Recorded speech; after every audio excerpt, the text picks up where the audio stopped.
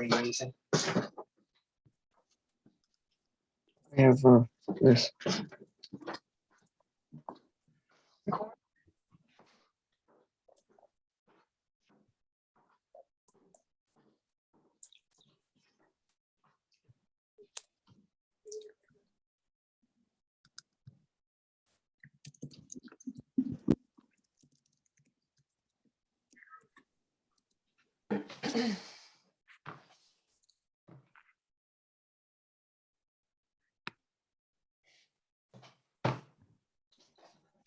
Progress.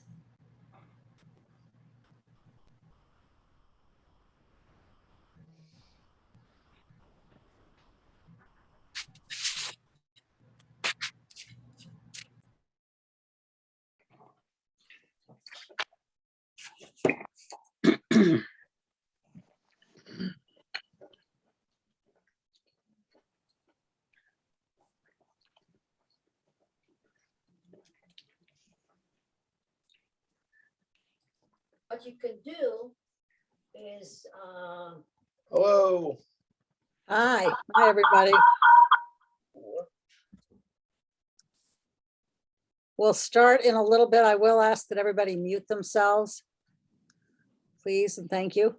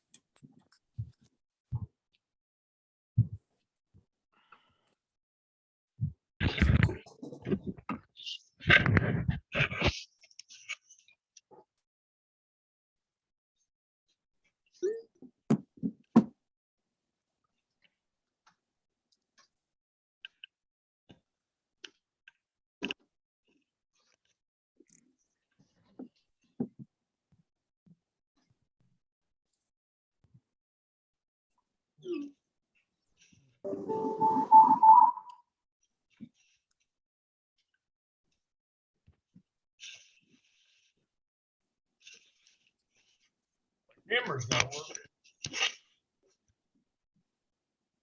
Got it.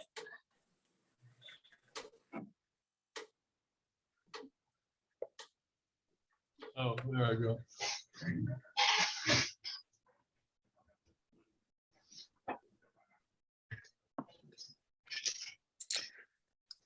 Okay, well, good evening. I want to thank everybody for joining us. I'd like to welcome you to our first Jewish Federation of Peoria Education Committee program. I want to thank Becky Carlson for chairing this committee and Debbie Merrill and Diane Catch for their hard work. It's my pleasure to introduce Monica Vest-Wheeler tonight. Monica is a local historian, journalist, speaker, and author. She was intimately involved with the creation of the Peoria Holocaust Memorial's materials. She provided the written documents, brochures, program booklets, and everything printed that we needed. She's also a member of our Yom HaShoah committee and generously creates the printed program we distribute every year.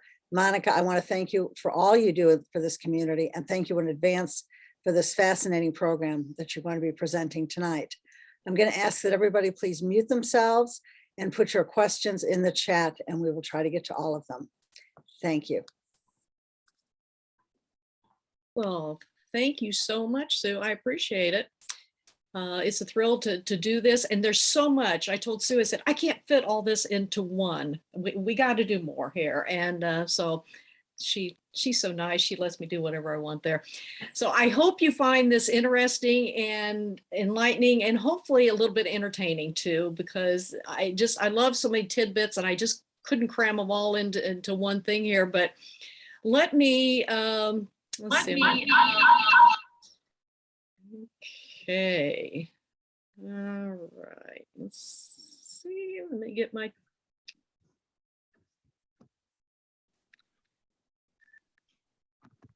All right. Can you see okay there? Yep. All righty then. So I did a lot of research. I've done a lot of history, Peoria history. I've written like a dozen regional books and participate in a lot of different things in the community. So, you know, I have a lot of basics about Peoria, but several years ago, I had started digging into a little bit of the Jewish history because I wanted to know more as I was putting together some other projects. So I came across we start seeing the first names of Jewish immigrants coming into Peoria in around 1847. That's considered when the first names appeared. So this is a map of Illinois from 1846 to give you a view for what it was. And the population at the time was about, let's see, in 1840, there was 1,400 some folks that lived in Peoria. And by the 1850 census, it had gone up to over 5,000. And that's the time that these names start showing up in the census records. But this is kind of gives you a view about, you know, this was wide open land here. You know, we have a perfect location along the riverfront. So this is where, trying to give you a feel, this is an illustration that I had done some research with the history of Schratzky's, and Stan Solzenstein had left this a wonderful collection to the Peoria Historical Society. So this is where I just give you an illustration because they came to town in the early 1850s. So they had all this, these drawings and everything to accompany it. So this is to give us a feel for what the time was like. So, you know, here's what the ladies and gentlemen were wearing, and that would be kind of warm today on this very cold day here. And so it talks about the little schoolhouse. So they gave these little vignettes of what was going on in Peoria at the time and the first, you know, public schools and everything.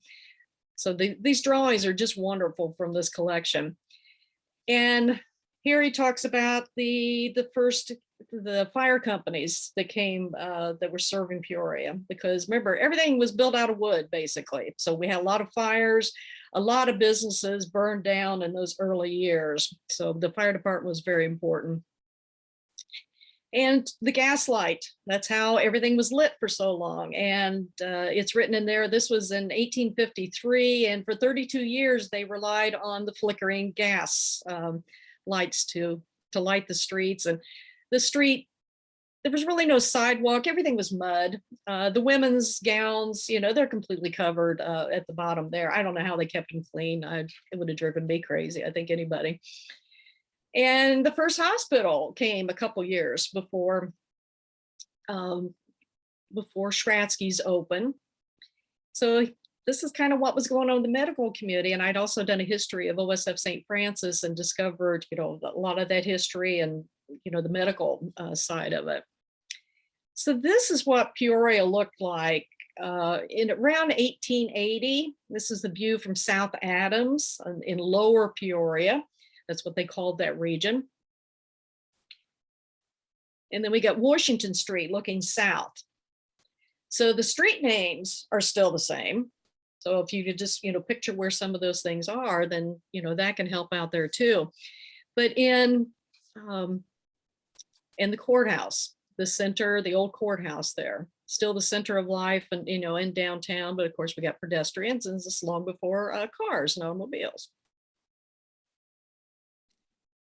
And then here's what Peoria looked like from the other side, from East Peoria side in around 1880. So you can see it's a growing community, you know, and the population was up to over 29,000 by 1880. So, I mean, and the Jewish immigration was a very important part of this growth. And the old Free Bridge. And this served all of our merchants, our, you know, farmers, everybody. And it was such an important venue to connect East Peoria and Peoria there, because, you know, Peoria was a destination. And the outside, I found one information about the Zoll's store. Everybody thought they were crazy for opening way, way, way, way out of town. But their reasoning was they were going to get all these farmers who lived way, way out to do their business with them and to prevent them going further into town to spend their money. It turned out to be an incredible investment. It was extremely successful. And, you know, in that whole area of South Peoria, it built around the start of Zoll's. Monica, I'm going to Yes. jump in here for a second. I had a few questions. Yes. Who are the Schratskys? Okay, yeah, I will. Yes, the Schratskys were the founders of a department store back in the 1850s. It was one of the early merchants here in Peoria. And then the Salzensteins it was through marriage and everything else. So a couple generations after the Schratskys, then the Salzensteins through marriage came in, and Stan took care of Schratskys until they closed in the 80s. So that was one of the longest owned businesses in the US at the time that they closed. But And yeah, were they a Jewish family? yes, they were a Jewish Okay, family. just want to confirm. Thank you. Yes, that's where, yeah, so that any of the families I'm referring to here are the Jewish families. Yeah, thanks for pointing that out there. So here's who I'm finding in the 1850 census. And Abraham Frank is considered one of the first ones to arrive in Peoria. So he's got, you know, a couple family members there, and he's from Germany. So I was also looking for original places. So I've seen Prussia, I was seeing, you know, Bavaria and Germany. So this is, like I said, one of the first names that we see there. Okay, Abram Ackerlin. This one, he started, his name can be found going to Cincinnati. And so I found a lot of ties of folks coming from Cincinnati to Peoria to establish businesses. And so he was one that came there. So he was a merchant. And so he had lived in, you can look at also the household members. This is how I found some other folks, you know, and then was able then to match up names. But you can, just like I said, he was only, you know, 28 years old. and had come here from Germany. Linhart Rosenberger, he was 22 in 1850. He had a cabinet maker.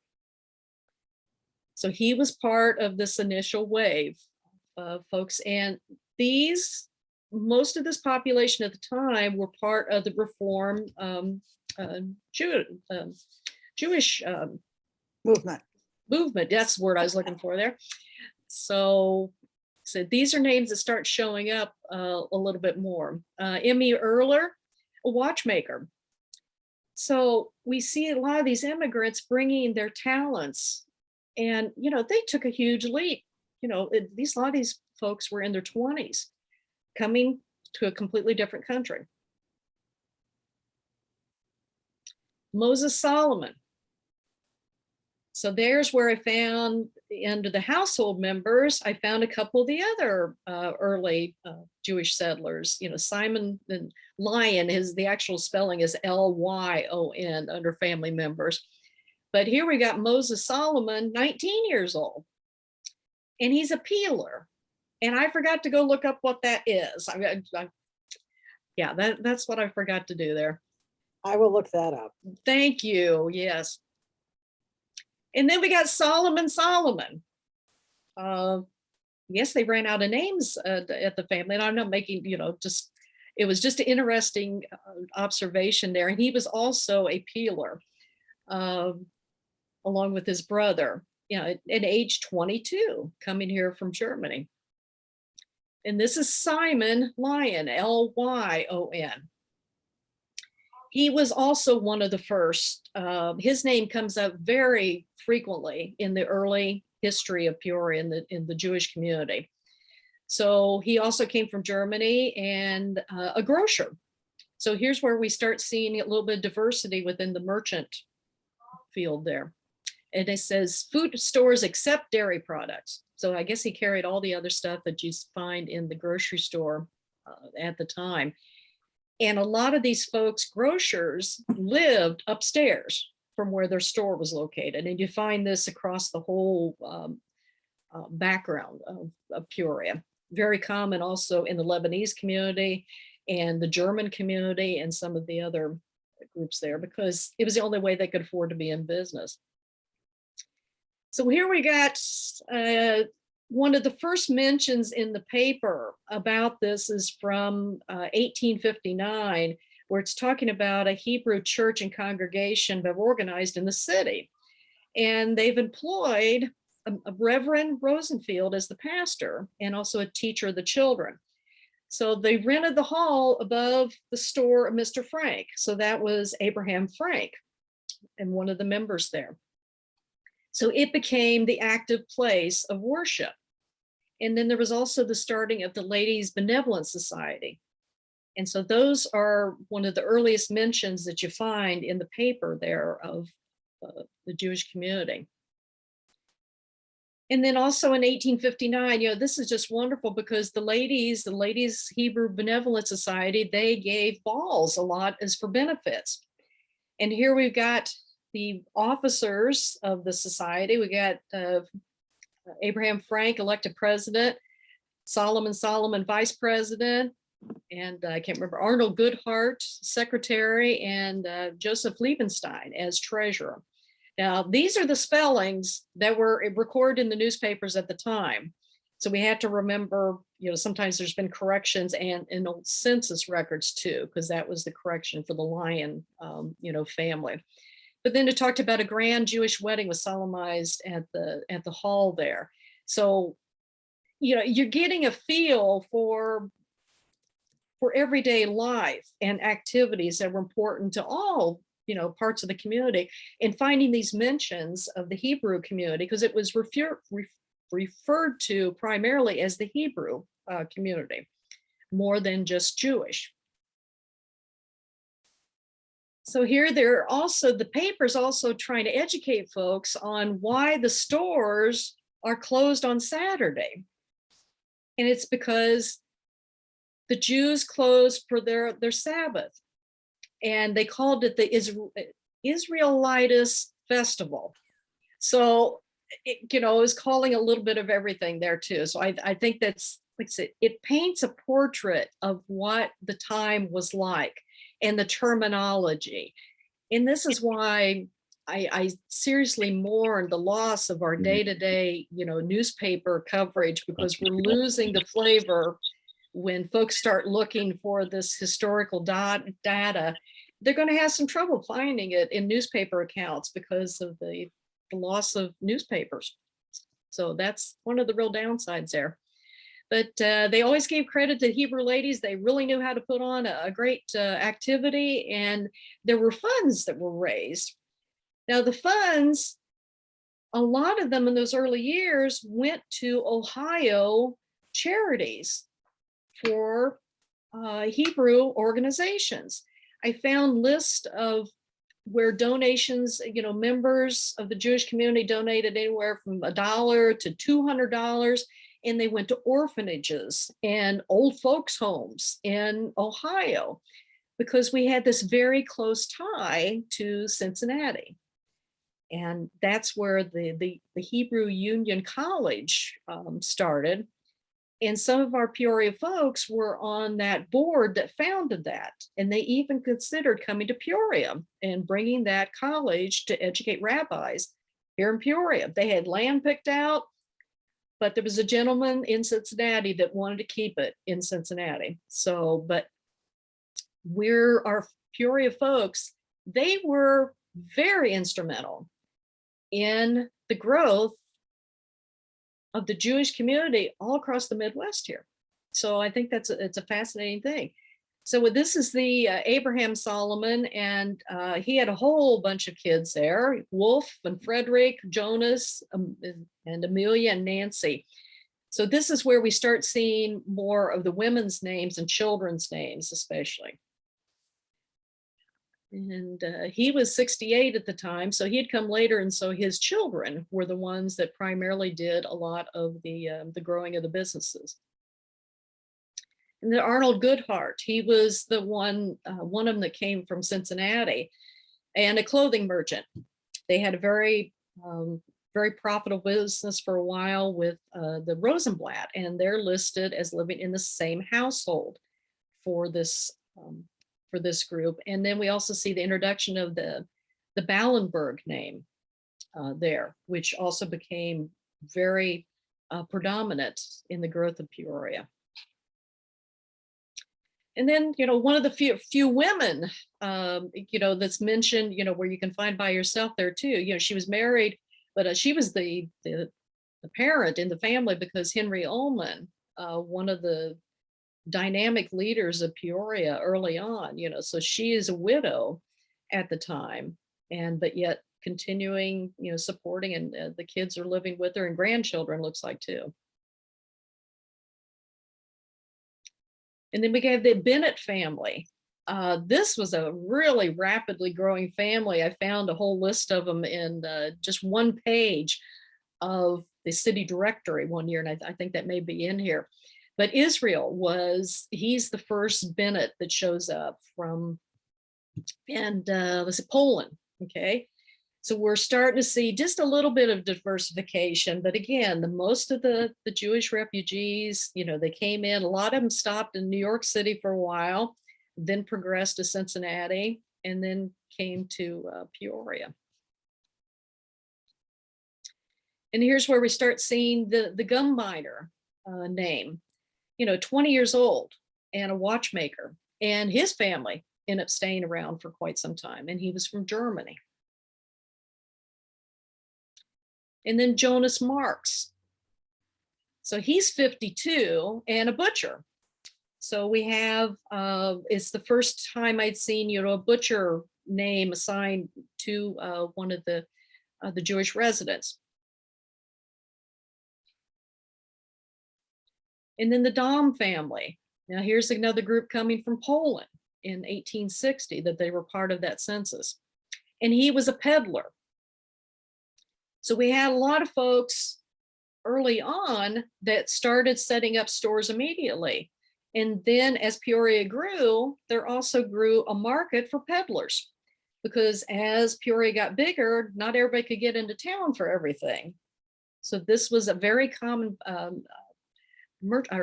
job title that started coming up. And this is actually, is it Luder? Am I pronouncing that correctly? It's actually, it's misspelled in the census, the L-U-E. Oh, Luder, yeah, Luder. Yeah. Coming from Germany. And so his name, so he's a justice of the peace and a notary public. He is one of the first attorneys in town. And Leopold Ballenberg. So this is where, again, we start seeing that Ballenberg name. And I think he's got two different first names, one of them in the 1850 census, and then he's got this first name in there. So it all depends on who answered the door when the census takers came by. And if the person in the house was not a relative, but just a boarder, you know, they just went with whatever they told them. So that's why we see a lot of misspellings in those early,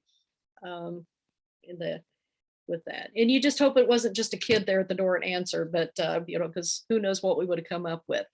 Now, I'm not sure what it says his occupation was a Yankee in-house and then MCH apostrophe T. So I'm really not quite sure what that is. That's one of the ones I'm going to go back and look up again. I just didn't have time for this. But then you also see the personal estate value. So he must have been doing okay. He had $3,000. That was a lot of money for 1860. In the Rosenfeld family. Now this is Lewis. He went on to do a lot of stuff. So he's only 10 years old here, but then his parents, their names start cropping up quite a bit in there. So I just kind of went looking for names that I was familiar with. And then, you know, and if it turned out to be the child, but then these new census records, which are being cleaned up so wonderfully, start showing up. So there's where you find the head of the household in there. And I just want to let you know too that the 1950 census records are going to be released this April. And I am so excited because they're released every 12 years or every 10 years on the, yeah. And so because I remember 10 years ago finding my parents for the first time in the 1940 census. So I'm really eager to find out where exactly my parents, when they were growing up, were living at that time in 1950.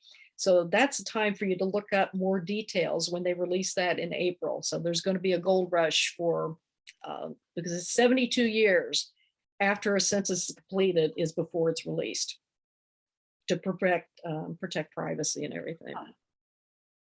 And then we got the Rosenblatt family. He's also a grocer,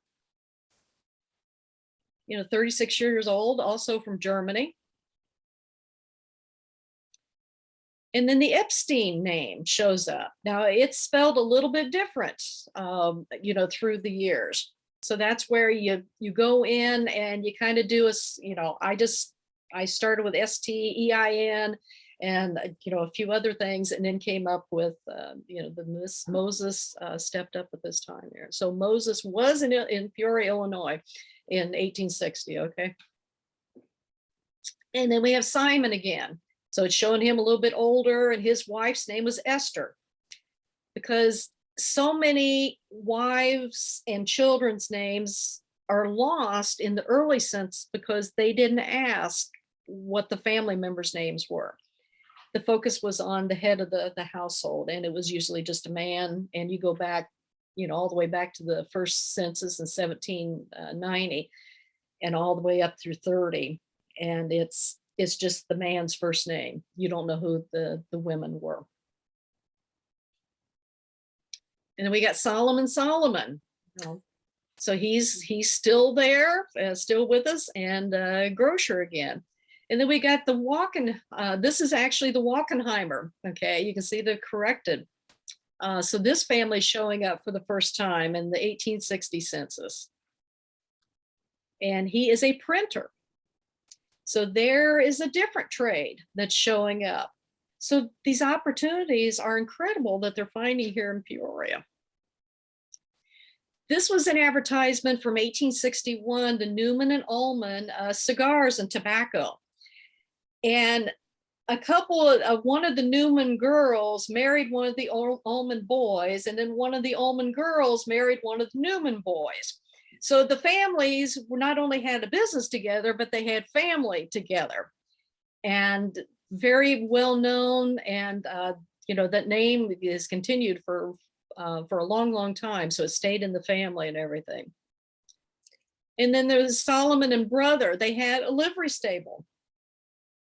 And then it's right across the street from the Solomon's clothing store. So the advertisements at the time really helped paint a wonderful portrait. Water Street is still Water Street where it's located. It was called Constitution Avenue, I think, for, during one of those things, rah-rah celebrations nationally, but, it's Water Street. And remember, it's looking straight out over the river. So gives a feel for that. And then Solomon Brothers, so there they got another ad for their clothing business. And it's at 110 Water Street. So they've got clothing, boots, shoes, hats, caps, etc. And so this is where, the detail in the advertisements are just so engaging. And, especially as you keep on going, you see more about we're the best. Nope, we will not be undersold. Don't waste your time going anywhere else because we've got it all for you. And we still got Abraham. He's still around there. So like I said, just kind of showing that, these early folks, they stayed. The Goodhart stayed. Okay, there's the Ackerland, Goodhart and Company. They're the two of the folks who came here from Cincinnati. And the wholesalers, they've got gentlemen's furnishing goods, rubber and oil goods, trunks, carpet, valises, suitcases, hats, caps, and CNC, and I'm not sure what that is. But it just shows up that they're at Water Street and Fulton there. But this is where those names really start jumping out in some of these ads. But you can see at the top, Ackerland, Cincinnati is under there. And Goodhart says Peoria, and then the other Goodhart says Cincinnati. So they were very closely knit for a long time. And then you get into some of the early tailors, the Ackerland Goodhart Company. Henry Kaufman, the Liebenstein, we got two of them there. And sometimes the wives had their own listing for being seamstresses.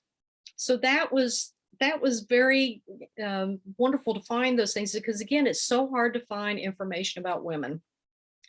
And then the Lion and Solomon, they're at Bridge and the corner of Water Street. And then we got Erler there, who does the watches, the clocks, and the jewelry. And, country merchants and peddlers will please call and stock and prices before purchasing elsewhere. So, excuse me. I get so excited when I love this stuff. Okay. But the establishment, it was getting the names out. Was so important. It was advertising was the key to everything back in those days. The Goodhart Company again. And you see a separation, actually, they end up splitting up, these two guys. And then we start seeing some information about the organizations, the Hebrew Benevolent Society. So it's got the organization date. September 8th, 1858. And I mentioned a couple of these gentlemen earlier. So this is where the philanthropic side was very, very deep within the roots of this Jewish community. And I find references all the time as it was part of being Jewish. It was part of our responsibility. It was part of doing what needed to be done. And that was emphasized so often in a lot of these older pieces there. So then there were they used to do some plays. We've got folks who were participating members of the Jewish community are participating in plays. And they called it last Saturday was a gala day for the Israelites of the city. So this is some information that was from the American Israelite newspaper that was based out of Cincinnati. Peoria's Who Done What and everything gossip column was printed in Cincinnati and then just mailed, the newspaper was then mailed to folks, subscribers here in Peoria. So this is where a wonderful thing I mentioned earlier about the donations, the Cleveland Jewish Orphan Asylum. Sam Woolner gave $200 toward it. And we got some other folks there, it's kind of covered up, but $5, $10. That philanthropic side was so important. I mean, you got all the names. This has also been a wonderful reference in double checking the spellings of names and just finding out kind of when they arrived. Let's see, yeah, this is, it's a who of, there's someone's visiting their sister. Someone went to Europe and they're coming back. Somebody's visiting grandparents. Somebody else is visiting relatives. Some person is summering at Long Branch. The engagement of two folks is announced. So it's the wonderful little tidbits that were in newspapers at the time and really continued up through the 50s even, because that's where you could find the little, I always look for those things. I found information about my mom and my grandmother. My grandmother was only 27 when she passed away in 1944. But I found that she had taken her daughters, my mom and aunt, to children's programs. And that, to see her name and everything, and it was important in those small town newspapers, especially, to put that kind of stuff. So this is where you get some of the color from the time period too. And hey, they went to visit people just like we do. Okay, the Hebrew Anshe Amos, they put out a ad for looking for a minister because they needed one in Peoria, that the salary was not to exceed $1,500. And the rabbi or minister, a lot of them were called ministers at the time. That was one of a lot of the early references. And the word rabbi, that title rabbi, started showing up more in the late 1800s. But early on, it was mostly like the minister. Yeah. So, and the services were German in the evening and then repeated in English the next day. So it was, because I remember I coming across a newspaper article, a reporter from one of the newspapers had gone to one of the services and he says, well, it sure would have been nice if it was in English so that we could understood what was being said. And they said, why are the worshipers not being given their information and the inspiration in English, the language that they know? And it's a lack of knowledge about the Hebrew community and those who were familiar with Hebrew and with German and everything else. So it's real eye-opening to go back and see kind of those things too. Yeah, we've got the Anshe Amos was created officially in 52. They started with buying a plot of land in South Peoria near two railroad tracks for a cemetery. So that cemetery is listed, and a lot of the early individuals who passed away within the Jewish community, the Reform community, were buried in that area. So this is where they're trying, and they started building this community, the temple, and the calling it a congregation at the time. So they're referring to it as there's 60 wealthy and intelligent members. So I'm not sure what they were going to, if there were anybody else or how they did that, but the descriptions, again, as a writer, I love that kind of stuff. We've got, we start showing up where more details about what's going on at some of the services and about how the organization is growing. Because remember, we have the reform movement who originally came to Peoria. And it was a little bit later before the Orthodox Jewish community started arriving and building their own. So again, it's the tidbits that are so wonderful. And then you find out who's related to who and who married into who, and all these mixing of these Jewish families because of, who got married there. And here we have the dedication of the temple in 1898. It was their second building. But the detail about the time, talking about the impressive ceremonies, and they had officials come over from Cincinnati. This was a really big deal because the earlier temple had burned down a couple years earlier, and it took a while, for them to figure out where they were going to be and what they were going to do. But this is where you get the color and the names. So for a lot of the families from the temple community were the Levinsons, Ullmans, Ottenheimers, Newmans, Salzenstein. And so there's where you start piecing together who belonged to what family and what organization. And there was problems between, as the Jewish Orthodox community started coming to town, they kind of, participated a little bit there. But there was, they wanted their own traditions followed. So they had a more loose kind of organization there where they met in members' homes for a long time. And at one point, they were trying to get the two organizations to kind of work together a little bit. But there was so much animosity, and there was even mentions in the columns printed at the time that some of the rabbis were, shaming Peoria Jewish community for their behavior in this matter. So those kind of things are very eye-opening about how so here's one of the Reverend Brown, but he was a rabbi. He deplored the separation of the Jewish people in this community and hoped the day would not far be distant when they would come together again. And actually they did come together for a while under a rabbi who was appealed to both of the congregations there.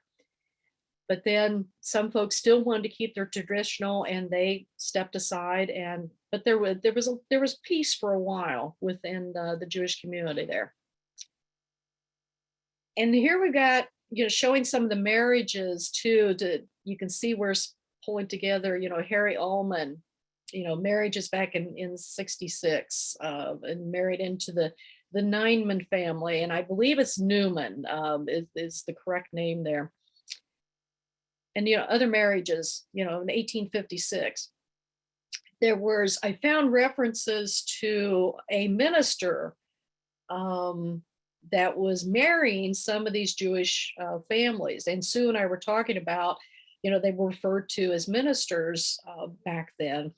But this is where I'm trying to find out what their faith background was and whether they were Jewish or not. So that's still something I'm trying to find out more information about, that the pastor's name who comes up quite a bit.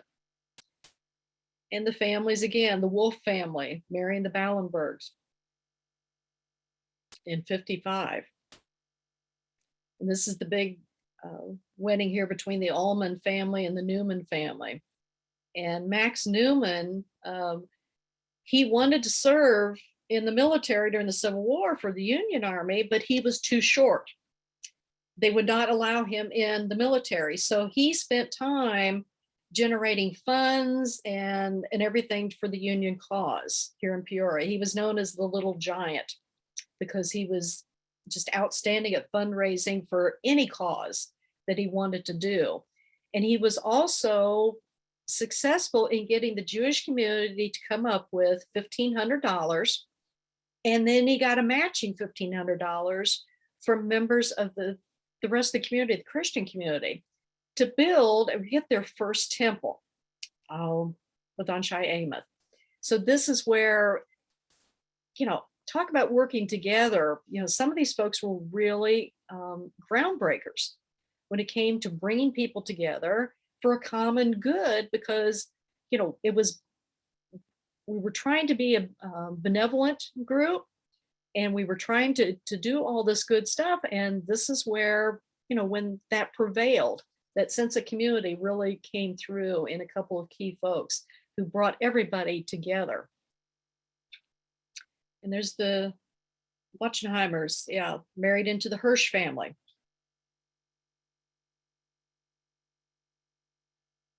And as we keep on going on there, we still see we got now the Bennetts and the Ottenheimers, the Ullmans, the Kleins, Jacoby, Schratzky, Arnold and Ballenberg, Chrisman there is underneath. So the names, again, are popping up more and more as the city directories are going on. And this is around, I think, the late 70s. And there's Abe. So now sometimes their birthplace is getting more specific. He's saying Hanover, not just Germany. So this really helps. And he works as in the distilleries.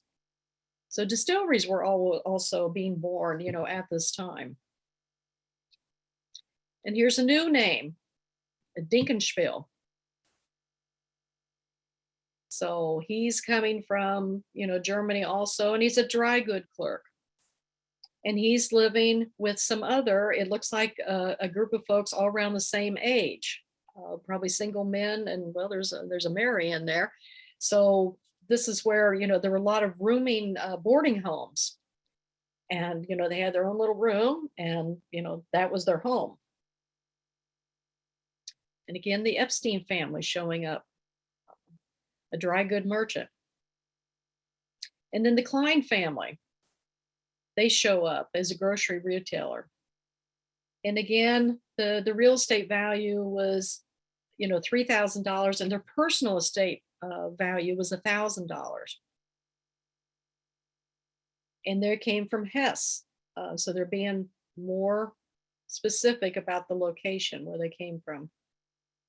And the Ottenheimer family, they start showing up quite a bit. And the Schwabachers, very influential family, and they start showing up almost immediately in liquor sales, a liquor dealer. And I think I've got an ad here for them, but yeah. And so their property and personal value was $10,000. They were doing really, really well. And then the Ullman family, more of the family members are starting, they followed each other from Europe. And the Greenberg family shows up here as a dry goods peddler. His personal value, estate value, is only $300. So some of these folks were really struggling to get by, but yet showing that they're willing to work and everything. Is that Wheel or Weil? Probably Weil. Wow, okay. So they're saying they're from Bavaria. So this name is showing up. And this family had, I believe, some attorneys and also some doctors as they continued to add to the population. And then we had Max Moses.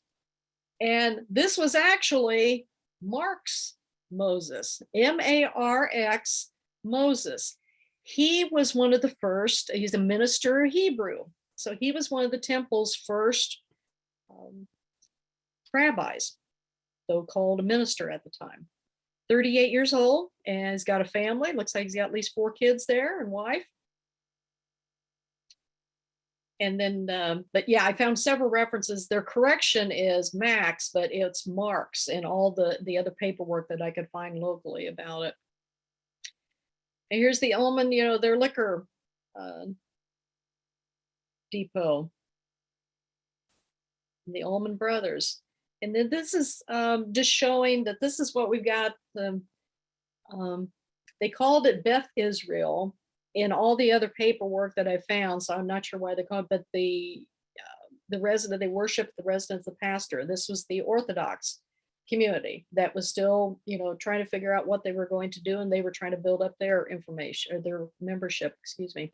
So then the Hebrew congregation, the on Chi-Amos, they had their building down on Fulton Street between Adams and Jefferson, and Reverend Brown was their pastor there at the time. There was some earlier references that the first rabbi was actually a cantor at the temple, and he was not a full rabbi. So that's where I, finding some information about that. And that was one reference that I saw there with that. And there you got, the Cohen family. So here's Marcus, he's an agent. We got a peddler. And then you got the spellings of the next two slightly different. But they're all, yeah.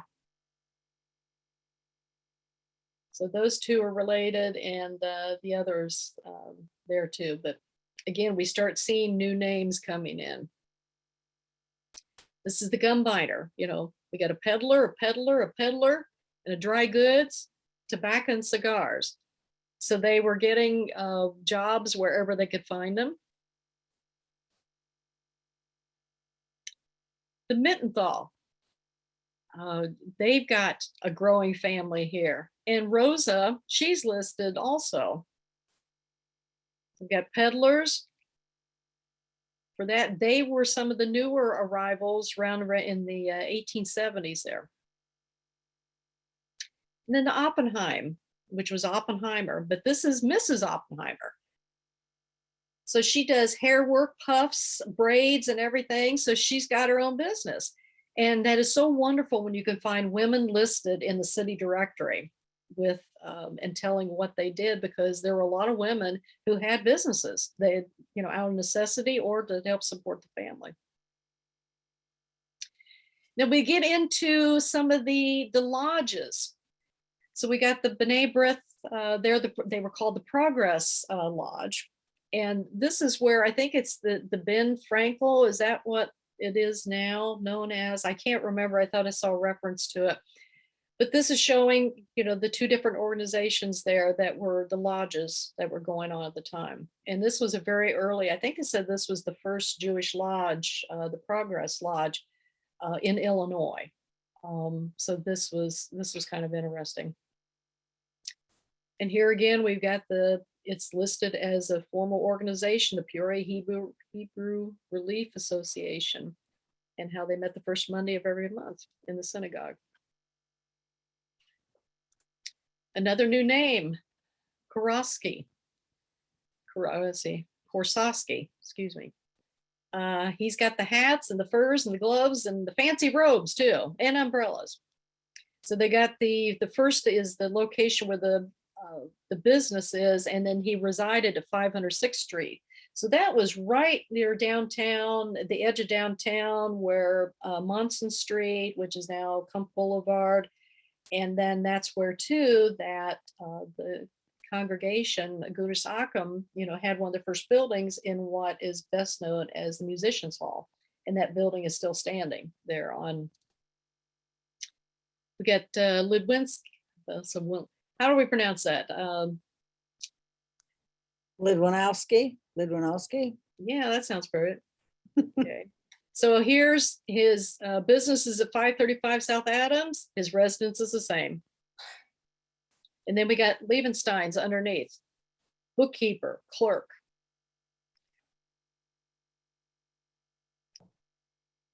So now in this reference, a couple years later, they're referring to it as the Beth Israel congregation, which became Agudas Achim. So this is at corner of 7th and Franklin Streets. And then the other one stays the same. They've got a Reverend David Stern as a rabbi there at the temple.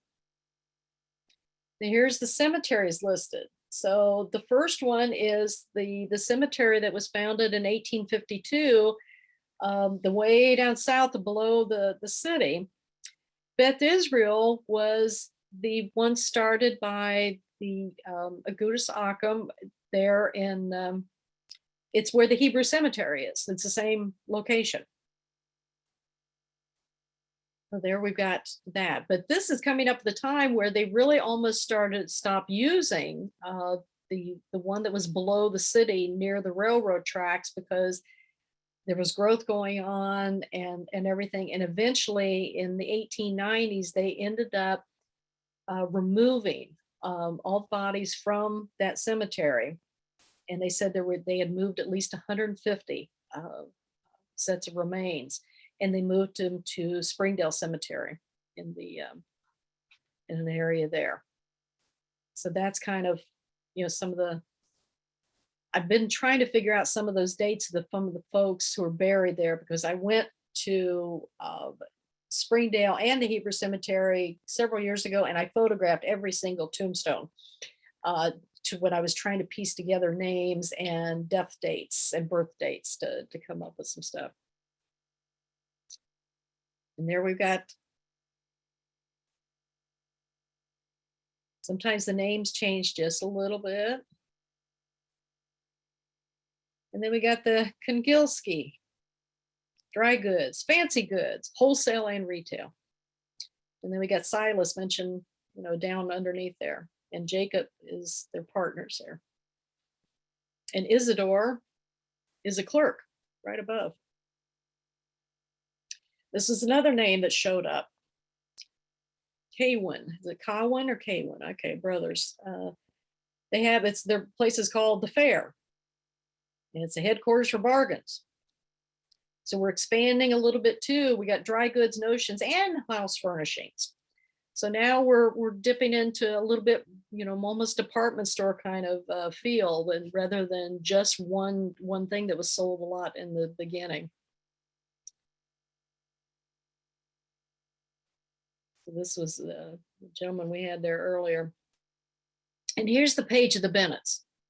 Now, not all of them are Jewish, but a big chunk of them are. But out of this one family, so the Israel is up near the top there. But then they've got, further on down, Lewis and separate Solomon and the brothers. So the Bennett family, there's a lot of folks out there, because I remember seeing in the cemetery a lot of headstones with the Bennett name on it. And here we got Moses Cohen, and then you notice the spelling has changed again. Now they've just got COHN for all the names underneath. So that's where you find those little differences there, and you're trying to piece them together. And Feinberg starts showing up at this time, and they came into town as peddlers. Yeah, this is the Fair again. So he went really big this time. They've got dry goods, notions, crockery, china, glassware, tinware, home furnishings goods. In fact, anything wanted in the house, you're going to find it there at the Fair on Main Street. And then we have two attorneys, Gallagher and Levinson. And they call themselves notary publics there at the top. Yeah. And we got a pharmacist. So that is the first time I've seen a reference to a pharmacist with a Jewish background there. And then we have Meyer family. They start showing up: shoemaker, watchman, grocer, bootmaker. And the Oppenheimers became just Oppenheim. And then the Schratzkys, again, it was two brothers who went into business together, but they ended up having an argument, and they broke up the business, I think, in 1879. And so then there was J. Schratzky, and then there was A. Schratzky. And they never went back together again, but they created their own little empires. And then later on, next generation brought them back together, businesses back to what was known as at Schratzky's for so many years in Peoria. This is the old family: Joseph and he has partnered with Eisner. I think it was Philip Eisner, to create Open Up Zolds. And they had a policy where there was no haggling, but the price was on the item, that's what you paid. And so they boasted about this, that everybody got the same treatment. Nobody got any special favors, no matter how good you were at, trying to haggle your way through it. So.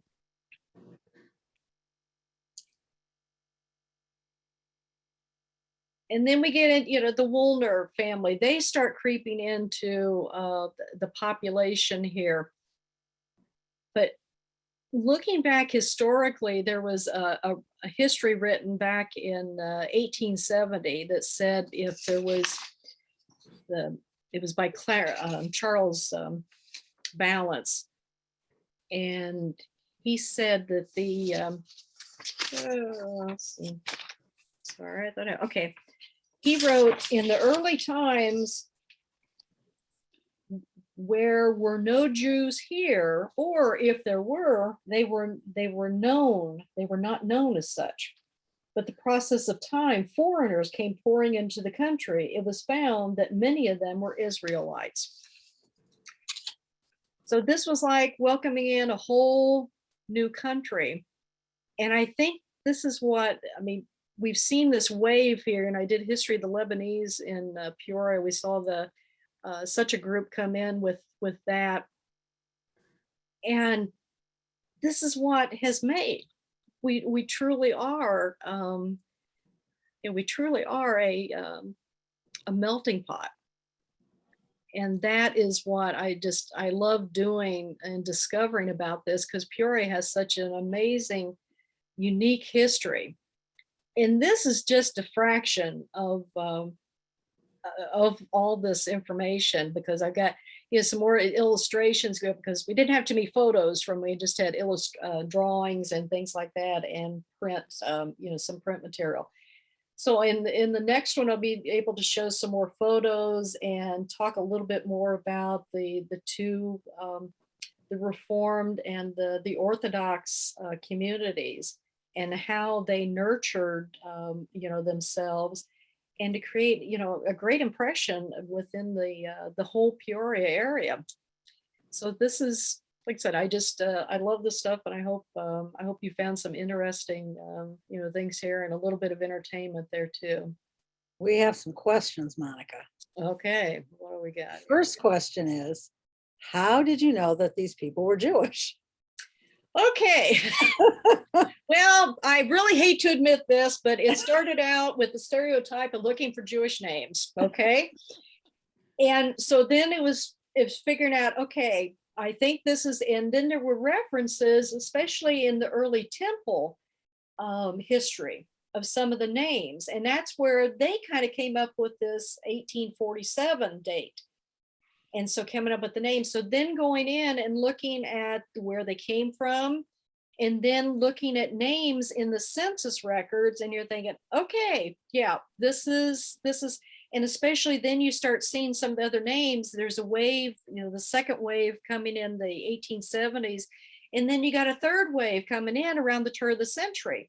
So there's where you get the folks who ran the scrap businesses and some other stuff from Eastern Europe, from Russia and Poland, and oh gosh, I forget what the other country was, but yeah, it was looking at names and looking at relationships, and then figuring out that this is where, and then finding again where families continue to descend, and then it was very clear that they were members of one of the congregations or something.